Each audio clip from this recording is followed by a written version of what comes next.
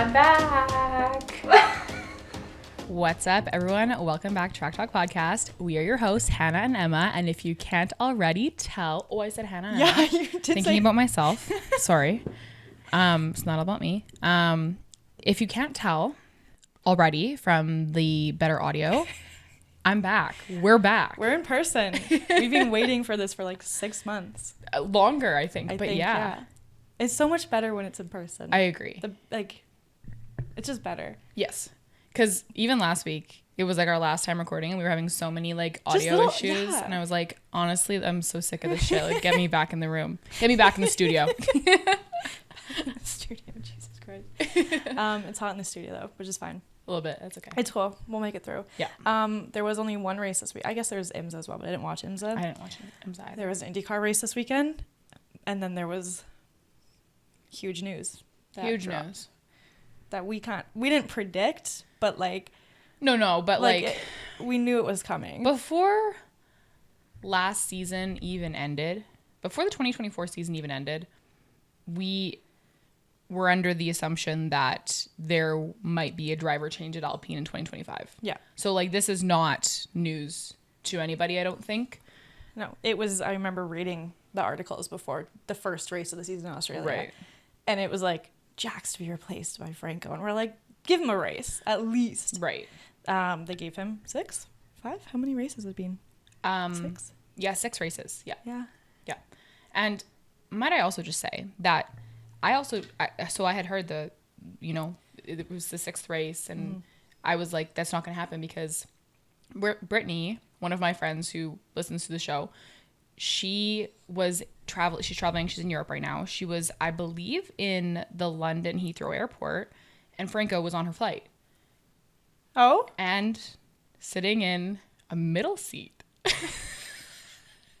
Franco Colapinto sitting in a middle seat? So I was like, I gotta check this out with her. I'm sure it's fine, but that shocks me. Right? And also, so like F1 was most recently racing in Miami, and he was in London. So I don't know if that I just didn't think that for whatever reason proximity made sense. But I guess it's Imola this weekend, and Italy is closer to.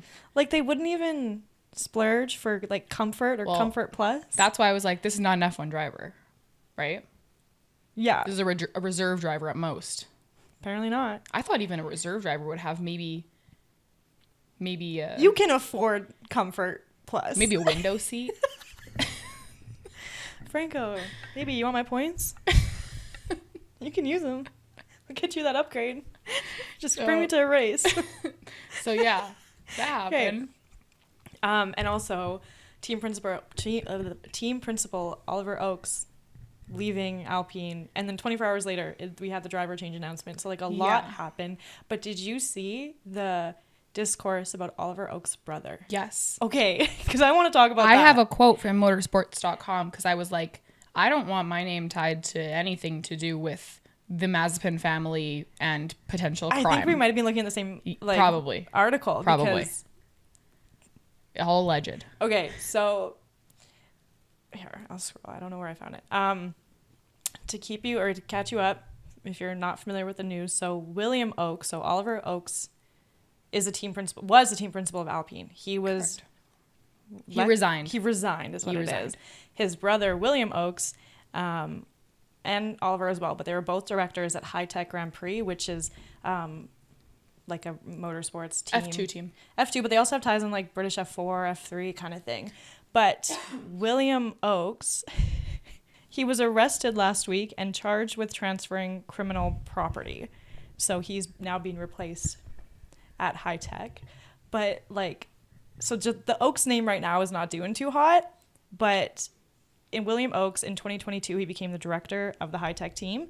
And he did this by creating a new company that bought a controlling stake in High Tech from Dmitry Mazepin, who is Nikita Mazepin's father. Yeah. And that ownership, like that change happened literally like 3 days after Dmitry was sanctioned by the UK government. Mm-hmm. So like to get rid of, like removing Russian ties or Russian ownership from the team, like William Oakes kind of stepped in. Right. Which means he has ties to the Mazepin. Allegedly. Allegedly. And then also allegedly this has nothing to do with Oliver Oakes resigning.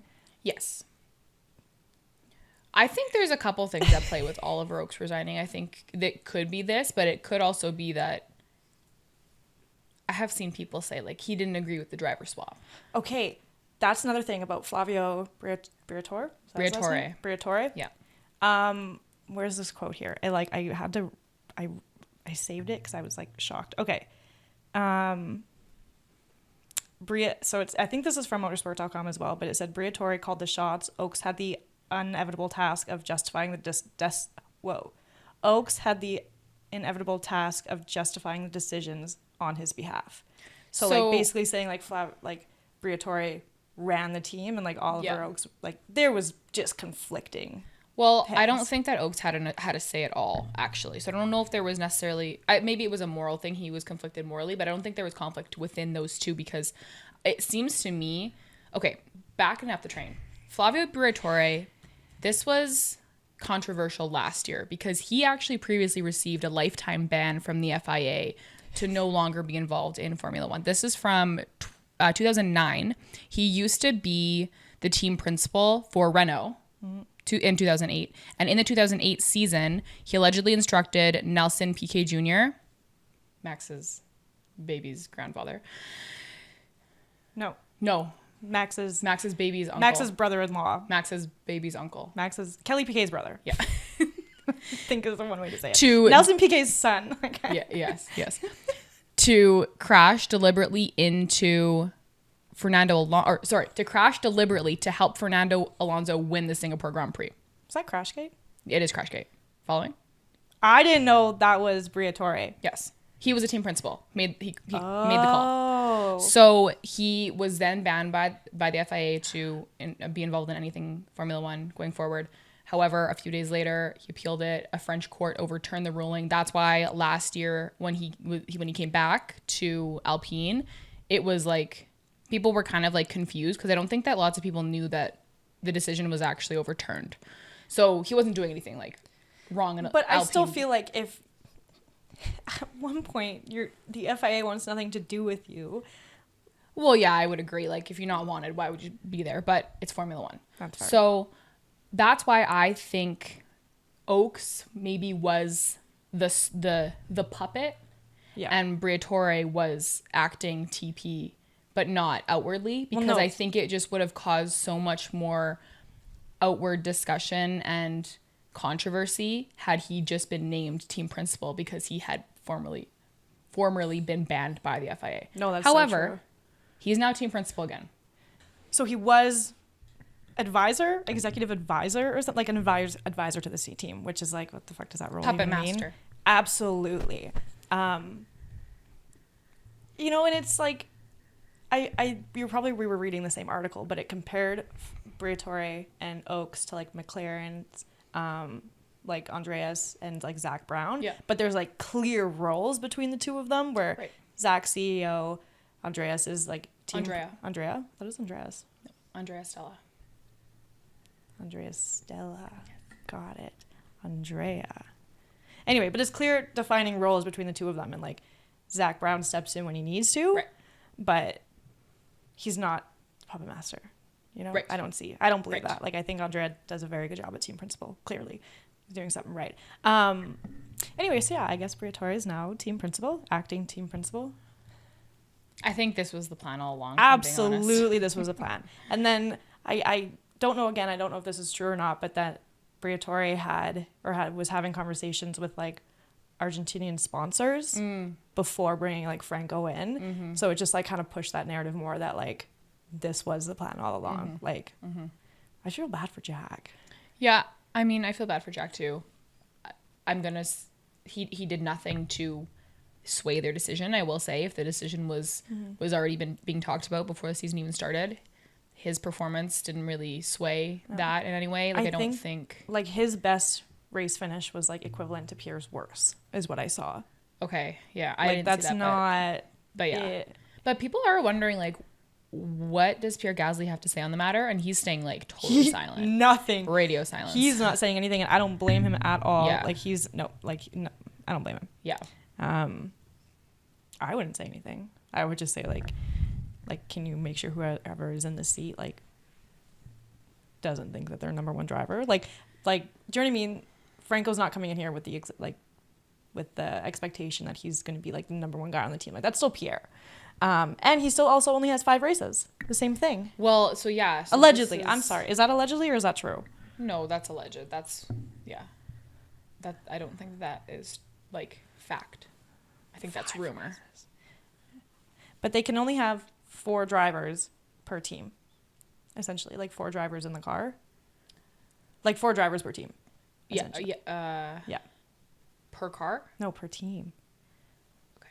Like, I think in the season, you have your driver lineup. Something happens, you replace one of them. Something happens, you replace the other. But then, like, you're stuck with those 2. Which is why it was a huge thing last year when, who was it? Like, Liam Lawson stepped in for Danny Rick. But then there was talk about Lawson having to go race a different series. And then they're like, we're going to get Nick DeVries back in this car. Remember, like, that conversation? Not at all. Maybe that was 2 years ago or something. Maybe, I think it was 2 years ago. But yeah, it was like, because they had already, that would be like their maxed out 4 drivers. That would have been 2 years ago because that's the last time Nick DeVries was actively on an F1 roster, we'll say. Okay, interesting. Very odd scenario. Now, I think back to that narrative in Drive to Survive. I mean, it came from Pierre's mouth, so it seems to be true. He was looking to move on from AlphaTauri a few seasons ago, looking for a seat at a more contending team. So he went to Alpine.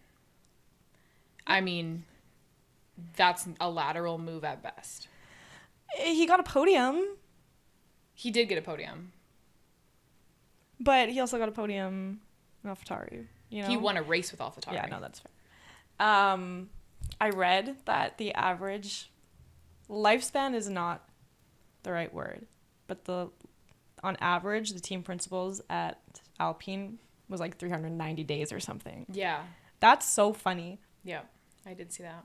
That, I think as a driver, I'm not a driver, but I think as a driver in that team, I would just lose confidence.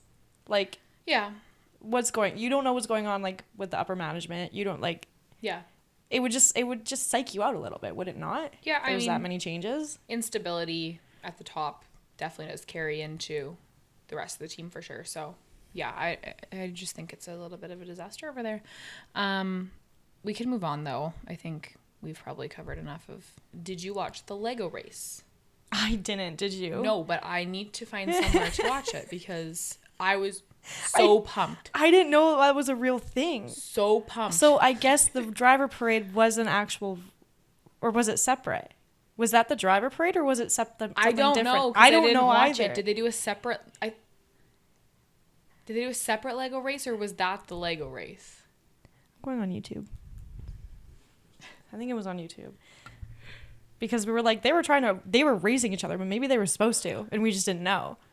But if so, like, marketing it as its own Lego race is a little silly because we definitely all watched the drivers' parade, which you cannot say at most races. F1 Lego race in full, 2025 Miami Grand Prix.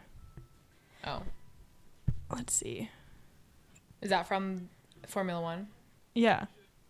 Okay. So I think this was the driver's parade, but it was also... Why? Charles literally looks like he's taking a leisurely drive down. Esteban dropped his phone. I think. This is so fun. I think it was the driver's parade. Okay. I don't think it was anything different. I don't know. I'm less still gonna excited watch it now. later. I thought it was its own Lego race, and I was like super pumped. But that doesn't make sense. Those cars have max 1 race. That's it. Yeah. But it was still great. Yeah. And I loved it. I want to talk about Cadillac F1. Okay.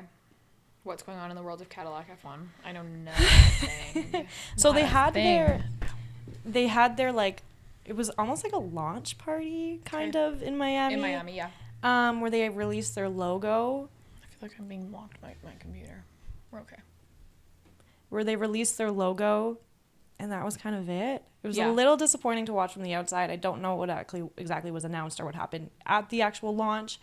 Their logo looks the same as the Cadillac logo. Yeah, that's what I gathered. But I guess in Miami there was a lot of talk about Checo coming back for that. Okay. But the only driver in attendance at that launch was Mick Schumacher. I know. So it's like... Don't tease me like that. No, I'm serious. He was there. I He didn't was see at that. the launch. That's what people were saying. You know I love Mick Schumacher. I know. Everyone loves Mick Schumacher. But the team principal of the team, apparently his short list includes Zhou, Valtteri, and Felipe as potential in their lineup. So Mick didn't even cross my mind as potentially coming back. Because he's been so focused on WEC. Like, that's what he's been doing. I don't know so much this year. He's still in WEC, is he not? I think so. But, yeah, I guess he was at the launch. And then also in other motorsports news, it's been 12 years since Fernando Alonso's last race win. Whoa. May 12, 2013 at the Spanish Grand Prix. Isn't that wild? And he was driving for Ferrari at the time. Did we get any messages about us saying that maybe it was time for him to go? No. I mean, we had people, really. Really? Yeah. But no one... I was a little worried putting that out there. I don't know. We didn't get any... I mean, if we clip it, we might get some messages. Maybe don't. But if you're listening to this, we think it's time for him to retire. I mean, okay, but in that time, in the 12 years since his last win, he's moved teams, retired, came back to F1, and moved teams again. Right. And has only been on the podium a handful of times with Aston Martin since then. Is it his time to go? You tell us. That's all I'm going to say. Everyone can have their own opinion. IndyCar? Yep. Alexander Rossi had a baby. Alexander Rossi had a baby. I'm obsessed. That makes me so happy for him. Sorry, I should say. Kelly, his beautiful wife, Kelly, had a baby. And they had a baby. Nobody really knew they were pregnant. No. Nobody who wasn't on the inside. So that's really exciting for them. Did I tell you I got a Rossi shirt? No. It's literally just an Ed Carpenter Rossi shirt. Really? With his face on it. You can take it to the 500 kind if you of wild. want. Of all drivers, for me to get a shirt with their face on it, right? Rossi. Why? I don't know. It was a cool collection. I was like, I kind of want this. Yeah, it's fair. I don't think I'll wear it at the 500, but thank you for offering. Okay, yeah, that's also the difference. I just came to mind. Merch at IndyCar is actually affordable compared to merch at F1 races. Is that your one hiccup for the day? I hope so. Okay. Merch at F1 races are insane prices, but IndyCar is actually really affordable. Yeah. It's the same everywhere you go. Yep. My Indy 500 hat that I got last year was, I believe, $25. Yep. So, yep, affordable. As opposed to 160 for a Pink Pirelli hat or something? It's actually insane. But it's so beautiful I don't blame people for spending money on that hat. But also it was $90 online. But if none of us spend, if we all agree not to spend that amount on it, then they'd have to drop the price. Yeah, but they're not going to drop the price. It's Formula One. They had concerts. I'm trying to get us all to band together. Okay, guys, boycott F1 merch at the races. Allegedly. Is that the episode name? Allegedly. Okay. Well, I've been listening to some true crime stuff today, so it's been in my head. Have you? Yeah. Who? Well, I'm kind of obsessed. Sounds bad because it's obviously so tragic, but I follow all of the Idaho 4 updates, and they just did another Dateline episode about the Idaho 4 murders on Friday night, and it was 2 hours, and there was a lot of new evidence, and I watched it with my sister because we're both Was it on Dateline, you said? Yeah, it was on Dateline. We both found this case so interesting because it just seemed so random. Yeah. And then also it makes you think he literally was just kind of he was a criminology student who was learning about these people he idolized. We came to know Ted Bundy, and that's how, people get inspired in a way. Which is so scary. So I was watching a lot of that stuff today, and then allegedly is now it's made its way into my vernacular. I know. I feel like I watch so many true crime videos and listen to so many episodes yeah podcasts. yes that's my thing. You much more than I. And so the amount of times we're allegedly they just so I get it. Yep. No one's trying to get sued. I want to talk about IndyCar. So they had their road course at IMS. And I didn't realize it. I don't know why I never clicked, but they race the opposite direction on the road course as opposed to left on the oval. They go right. Correct. Yeah. Thanks. I had to think about it. Why didn't you believe me? I believed you, but it just wasn't. You had to picture I had to it? I had to visualize it. Anyway. Also, does anybody know why they always do this on Saturdays? Because I think there's a huge NASCAR race on the Sunday. I think. Could be wrong. No. Okay, so I'm wrong. NASCAR was, at least the Cup Series was in Kansas this past weekend. So it wasn't even that big of a race. No. I mean, it was NASCAR. Can we Google it? I mean, it doesn't necessarily really matter, but but I want to know, like, I'm not used to Saturday races. I was, like, busy. So... No, I was also pretty busy. But halfway through, I tuned in and then watched the rest. So... I don't know. Maybe it's to give, like, the teams more time, like an extra day or whatever, more time to prepare their car for the oval, like for the 500, because it's completely different setup. It is a much different setup. I don't know. Doesn't tell me. But it's always on a Saturday. Next weekend is Indy 500 qualifying. I thought it was 2 weekends. Oh my God, it's next weekend. No, it's this weekend. Oh my... This weekend. This weekend. It's oh my God. The Indy 500 qualifying is this weekend. Yes. So, I can't remember. It is a 2-day affair, correct? Yeah. So it's Saturday and Sunday? Yes. Or is it Friday, Saturday? I want to tell the people, because you guys, like, I'm dead ass serious. Qualifying for the Indy 500 is as entertaining as the most entertaining race that you would watch. Like, it is so much fun. Qualification day 1 quali is May 17th, and then okay, I feel like we explained this last season. We need to explain it again. Okay, 1 second. So you said day 1's the 17th. Yes, that is Saturday. I'm assuming day 2 is gonna be Sunday. It's the 18th. That's everybody. Put that in your calendars. Everyone put that on the calendar. So only trying to think. There's 33 drivers allowed. Yes. Sometimes we have more than 33 cars that will qualify. So everyone has a chance on day 1 to qualify. Is there more than 33 cars this year? I don't know, actually. That's a great question. I'm going to say yes, because no. I don't know who it possibly could be, though. Team Penske, we have the 3 drivers. We have the 2 for AJ Foyt, David and Santino, Aaron McLaren, the regular 3, plus Kyle Larson. It's 1 additional.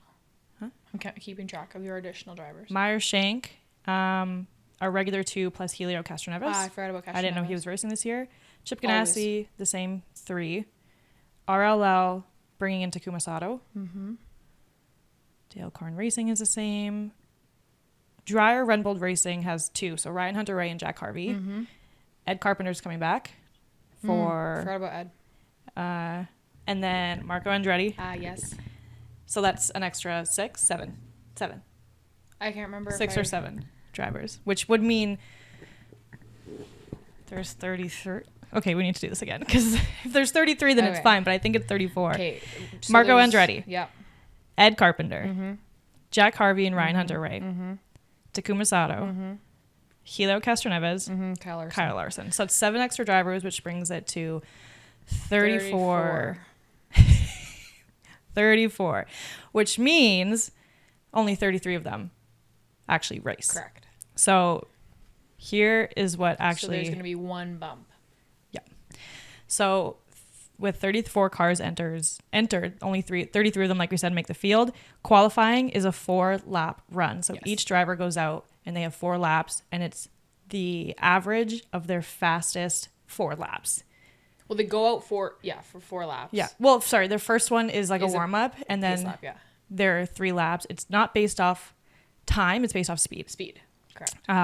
Whatever. So all 34 of them go out on the Saturday. Yep. And then the drivers who rank 13th to 30th on the Saturday, those are their spots. That is where they are starting on the grid for the Indy 500 the next week. So then we have the last 4, last 3, 1, 2, last 4, I can't do math. So then we move to Sunday. And Sunday we have the last chance qualifying, and then we have like the regular 12 and then fast 6 qualifying. So for Sunday qualifying, I'm trying to think here. I know how this works. Sunday qualifying, the first, I'm sorry, let me restart. Sunday qualifying, the drivers that had qualified 1 to 12 on the Saturday, they go out again. and the top 6 move on. So position 7 through 12 are now confirmed for the Indy 500.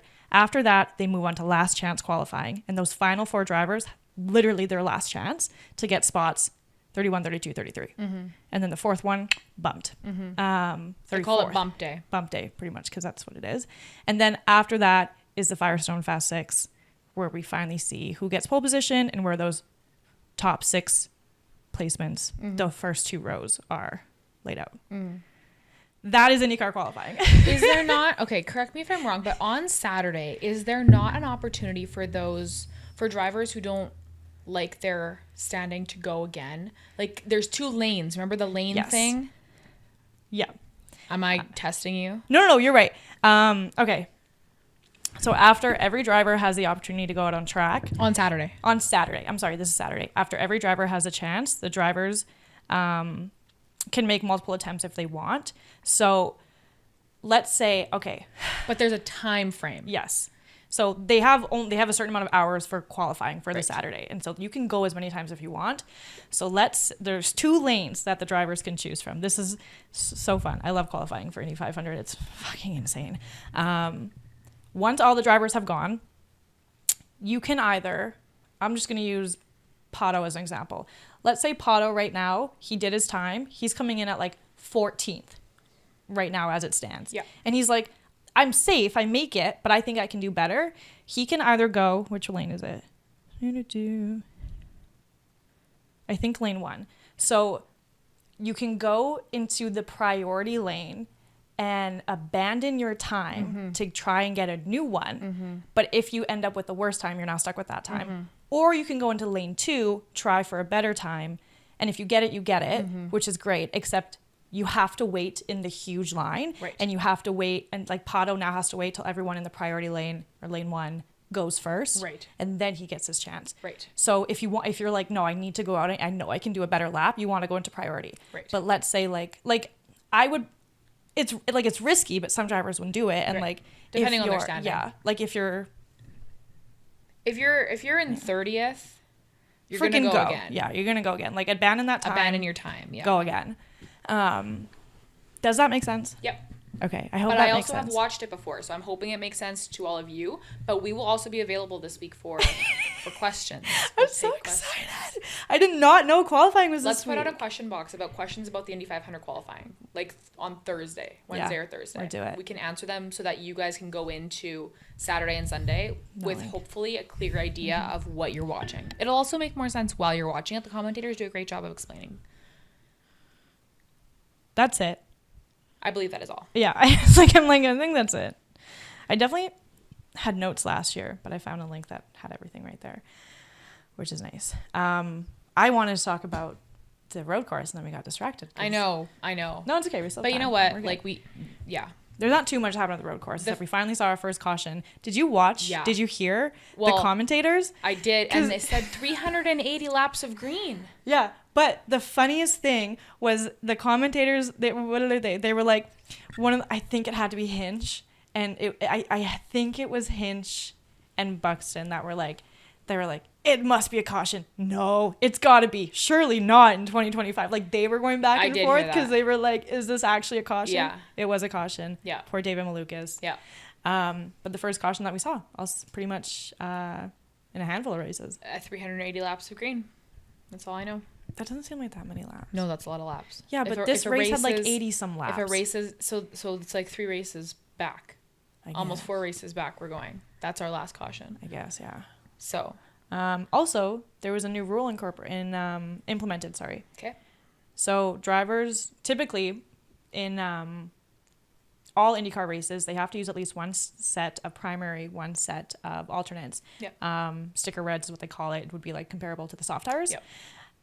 For this race at the IMS road course, they made it mandatory to use 2 sets of primary and 2 sets of alternates.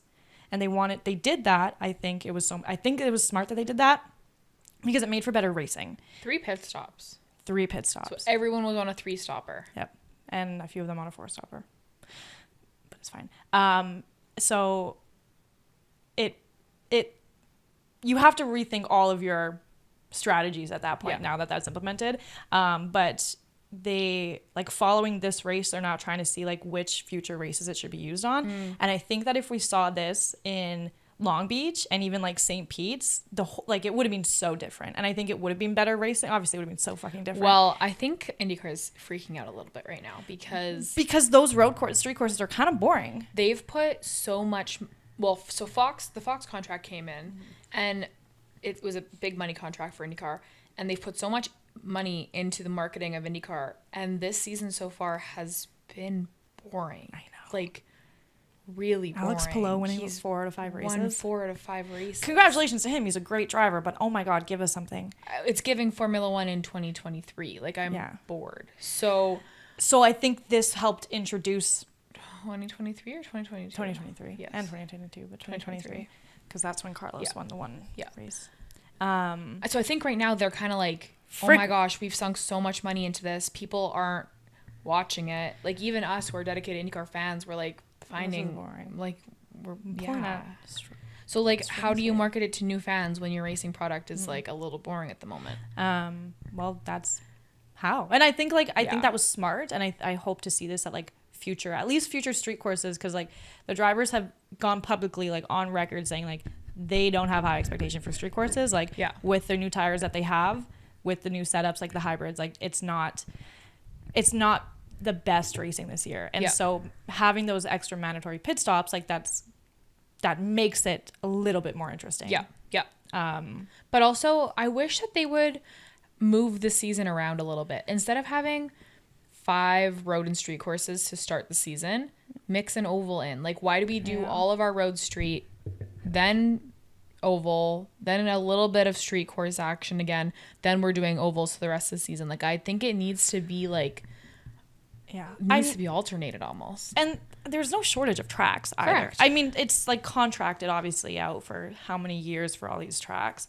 And I know they also have to work with at least ovals like alongside NASCAR to not interfere. Yeah, which makes sense. Right. I get that. And I mean, but no, I agree. Like why? Like if we watch like four oval in a row, like kind of. I love oval races. I do. But the whole reason I love IndyCar is because it's such a good mix of oval, street, and road. You know what I mean? Oh, yeah. I get it. So if I'm struggling right now. Oh yeah. Oh shit. Anyway, I've been in the States for too long. You really have. That was very like Minnesotan. Yeah. It's cool. It's fine. Yeah, we saw Rossi win. We did not see Rossi win. We saw Palou win. Wish. But we did see RLL. Yeah.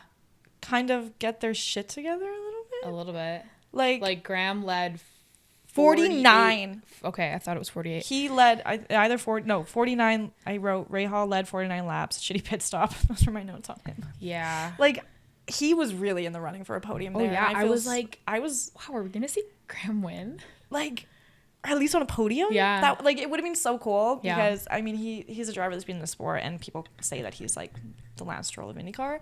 I don't think so. Well, just like the nepotism. I know. Yeah. But you think Ray Hall's more talented? I do. Okay, that's fair. Yeah, I mean in his respective sport. Yes. Oh, absolutely. Lance on a podium right now? Not happening. I can admit that. I didn't say anything. But yeah, and then so I was keeping up with the practice times, but I saw Louis Foster was like topping the charts of the practices, and I was like, he's a rookie, mind you. Like in RLL, and that's not all. Like it's not that they're a bad team. Like Christian Lundgaard did win with RLL in Toronto like 2 years ago. They have their moments, but they're not ones that are often fighting for podiums, is what I'll say. Yep. So to see all 3 drivers in the Firestone Fast 6, I was just like, who was I talking to? I ran into a friend at Superstore, like in the parking lot, who also watches Indy, and she was like, I'm not saying a name here because I don't want to like throw her under the bus, but she was like, is RLL cheating? Like, I'm not someone who thinks that, but are they cheating? And I was like, can you tell me who it is? Yeah, it was like yeah, okay. She was like a diehard IndyCar fan, right? Yeah. But I know I was like, like they did something. Yeah. And like props to them. Devlin definitely did fall back a lot. Did not have a very good There was a race. chance though for him to overtake Palou for the lead, and I was like, what I the know. fuck? Or I guess no, I guess Graham was still ahead. But I was like, what the fuck is going on right now? I know. I don't know. Dev's gonna overtake Palou? I know.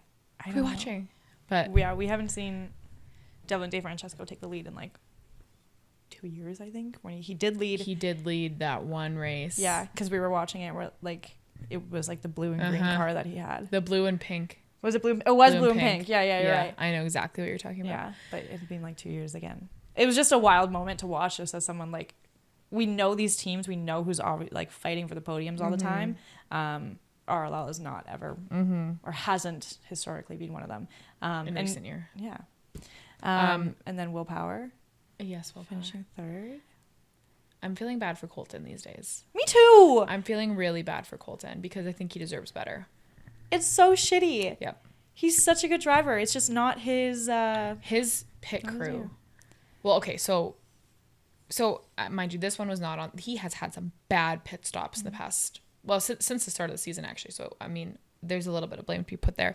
He did have an issue early on. He had front end contact. He needed a new front wing. But when he went into the pits, I don't think they knew it was wrong. No, so they it looked like changed his front wing. They refueled him, and then they changed his tires. it was like chaos all at once. And it was so early on in the race too that it didn't make sense for a tire change, I don't think. No, I don't think so. But I think if they were going in to replace the front end, they were like, well, let's get a pit stop out of this too, since we have to get all our three. compounds. But I am confused Especially because the compared to order of last operations year. was weird. Yeah, no. I feel like they didn't know what was going on. Yeah. I mean, it was lap 2 or something like that. So I know. Well, no, you need to run at least, I guess you need to run a certain amount of laps on It the was- compound. it So was like lap it was, 2. yeah. So Yeah. it was still, ugh. yeah. And then Kiffin didn't really even start. No, he didn't. He had a gearbox issue. I felt so bad. And then Yeah. Joseph, before it was like he went back into the pits like when they were doing their Yeah. pace laps. Yeah. Like he went back into the pits to change something. So I don't know. Like Joseph's also not having a very good season. Like No. there's been a few issues after another, and I feel bad for that. Yeah. I know. Um, I'm really like, But he's also really good at ovals. I know I'm like, I have my eye on him right now because Joseph Newgarden on an oval is much different than Joseph Newgarden on a street course, on a road course for the most part. And we start ovals now. So, and he has won the last 2 Indy 500s. So I am really interested to see what that team's going to be able to do at the Indy 500 and going forward. But yeah, they have not had a good start to the season. There's some other drivers too that are really good on ovals that we don't typically see do well on road and streets though. Santino Ferrucci, David Malukas, Renus VK is good on an oval. Like, and he's been doing really great with the Dale Coyne on the road and street courses that we've had recently as well. So there's lots to watch out for in the next few races, and I'm excited that we get a little bit of a change of pace. Like, 2 questions. Who do you think's getting pole for the 500, and who do you think's getting bumped? ooh, okay, pole. I'm going to say. Remember, it was a Penske lockout last year. I know, and I want to say Scotty, but I just don't know. Like, the Penske's really, like, I don't know. I'm gonna say, this might be crazy, but I'm gonna say Kyle Larson actually. Okay, I was thinking Kyle Larson. Really? It was like in the back of my mind. I'm like, he was so close. Like, not last year. I mean, Yeah. Well, yes, last year, but also like the race itself In last the year. race. I was like, this man's gonna podium. I was telling my dad when we were watching the IMS road course, about how last year how Kyle was like in the running and then had a speeding in the pit stop. He had to do a drive-through penalty. Finished 17th. Or in the pit lane, finished 17th. Yeah. And it was kind of wild because he was kind of in contention there for a while. So yeah, I'm going to go with Kyle. I'm also gonna go with Kyle. Okay. I think Kyle's gonna get pole position. Who's for getting sure. bumped? Okay. I'm looking at this list of who's all in there. I am really sad to say this because like I like Prema, but I think Robert Schwartzman's getting bumped. That's a good one. Just because Prema's a new team. Yeah. Prema's new to ovals. Yeah. I don't know how much experience Robert Schwartzman has in ovals. Right. Callum does. We know that. Yeah. So he should be okay. And just like these last few races, they have not been yeah. one of the teams to really look out for. And so I think he's getting bumped. That's a good one. Who? And he's a rookie also. What do you think? I don't know. Do you want to look at the list of who's all here? No, because some of these guys come in and this is the only race they do, and they. And if I get so emotional when someone gets you bumped. know what? Like when Nolan got bumped last year. I know. I wanted to cry. The Andretti was not good on at the 500 last year. Marcus was fighting for his life to even get in. Yeah. But Marcus was using his reserve car. He was using the reserve car. He was. But even then, it's still not very good this year. Marcus and Colton, neither of them. And Colton, I know, like Kyle's fine, but I'm like, I would never want it to be Colton. You know what? My final answer, without really any thought, except for the fact that he was bumped 2 years ago and he was almost bumped last year, Graham Rahal. See, it was 2 years ago when the first 500 we watched, and that was the first 500 qualifying I watched, and like watching him get bumped, like I cried. It was sad. So sad. And then he ended up racing because he replaced a driver that had an injury. Jack. Was it Jack? Fairly certain it was Jack. I don't remember who it was. Pretty sure it was Jack. You are probably right. I hope it's not Jack. I wasn't even gonna say because I don't want to jinx it. I don't want to jinx it. I love Jack. We can move on. I love That's Jack all I'm Harvey. Yeah. What else do we have? Those are all my notes. I don't have much else. I'm just looking forward to qualifying now. Man, I am so excited. And Imola is this weekend. Imola is this weekend. Yes. Do you know the name of the track? I did. You did last year. It's something 2 years ago. It was like the Gran Premio dell'Emilia Romagna. Yeah. Something. Yeah. You got it. I'm close. Do you think Oscar's going to win again? Ooh, no. I'm going to say no. No. I don't know who. Oscar's won so I know, many he's doing so well. He's doing so well. I don't know who, but I don't think Oscar, but I don't know. I'm not going to make a prediction because I'm not going to make a prediction. I can't. F1 is so unpredictable this year, which is like a huge shift, like a 180 from the last few years when we were like, IndyCar's unpredictable. We don't know what's going on. I know. We're not even going to get into 500 predictions. No, we also have, like, I'm trying to push it, you guys, 2 Tokyo FE races this weekend, and the Tokyo races are so cool. It's down the streets. It's street circuit, and it's like a night race, or it was, and it's so fucking cool. Okay, I'm gonna watch it. They're so good. You guys have to. Guys, these races are so short. They're so short. And they're not boring. But also, since it's in Tokyo, it'll probably be on, like, we're in Central Time, like around midnight or 1 a.m. probably. So that's like on a Friday and Saturday night. Like, what else are you doing? Nothing. Jets game will be over by then. Oh my God, you guys. Wait, we haven't recorded since Game 7. No, we haven't. I can't get back into that. I can't relive that because I just... Stress, high anxiety. I was so stressed. Yeah. But I still, like, we're 3 games, almost 4 games into the second round against Dallas, and I'm still, my mind, my body physically is still back in Game 7 of the St. Louis series because I cannot believe that they pulled that off. I know. Truly. Like, I was by myself. You guys, it's the saddest thing in the world. I was by myself. You're a hockey fan. Like, you watch Formula 1 by yourself. It's the same thing. But you're right. But hockey is so much more fun to watch. I've always watched Formula 1 alone. Yeah. That's part of the reason why this podcast exists. I didn't have anyone to watch Formula 1 with. Now my family's into it. You're into it. Friends are into it, blah, blah, blah. Hockey's always been a social thing for me. Yep. So to be in my apartment by myself, I also thought it was just done. And here's the craziest thing, guys. I'm superstitious, okay? I told you about the nachos. Yeah. Okay. I was thinking about the nachos. Well, guess what? I didn't have nachos on Game 1 and they fucking lost. So that's on me, guys. So sorry about it. I did have nachos yesterday. They also lost, but it seems to only work at home games, which we'll have one on Thursday. So nachos again. Okay, but here's the other thing. So Game 7, when they tied it up, I have a tick. I cut my hair. I have like mini scissors and I cut my hair, my split ends and stuff off. What? Yeah. Okay. I do it all the time, but especially when I'm stressed, it's like a weird regulation thing. And I was cutting my hair when they tied it up. So I was sitting in the dark for the next 2 hours while we were in overtime. I couldn't see because it was dark, but holding the scissors and my hair in my hand just because that's what had happened when they scored. And I called my parents when they scored because they had given up on the game. They went on a bike ride. And I was like, you guys, they tied it up. And they're like, okay, we're not coming home.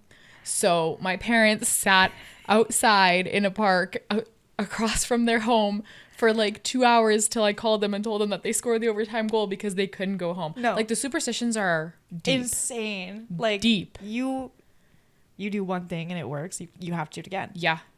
I haven't worn the same white shirt when they've lost one. Okay. I can't wear the same white shirt. No. I have to continually buy new white shirts because if I wear the same one, they lose. So if anyone wants to donate to the white shirt superstition, I don't. Look, I'm going nuts.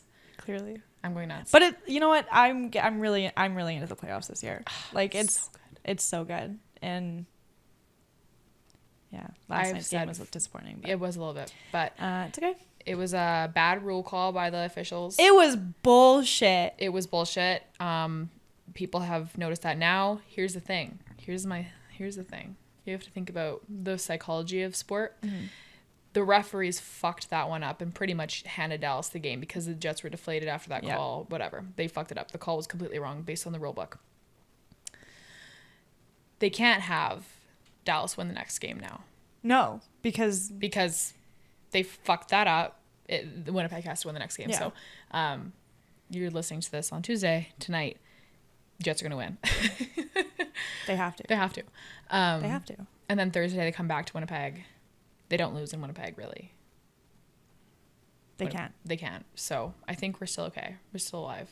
We're okay. A listener of ours who I frequently talk to about hockey is a Dallas Stars fan. We are going back and forth in the DMs respectfully. Do you want to give me a hyperfixation? Or are you still on hockey? What's your... I don't think I have a new hyperfixation this week, unfortunately. Nothing? Just hockey, so. Okay. Patios. Well, it was for like 2 days because it was hot here. Now we're getting snow next week. Yes. Oh my gosh. We don't even talk to me. Yes. 34 degrees Celsius today, and it's going to be a Colorado low of like 2 degrees. My hyperfixation of the week is peach bellinis. What the fuck?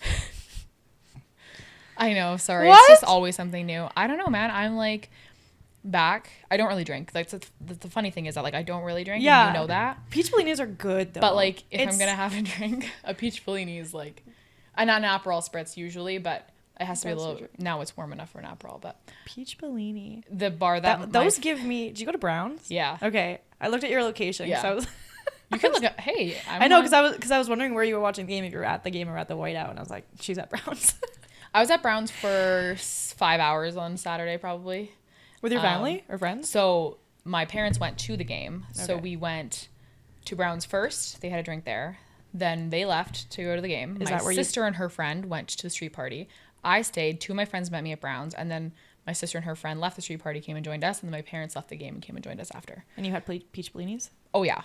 I love that for you. Yeah.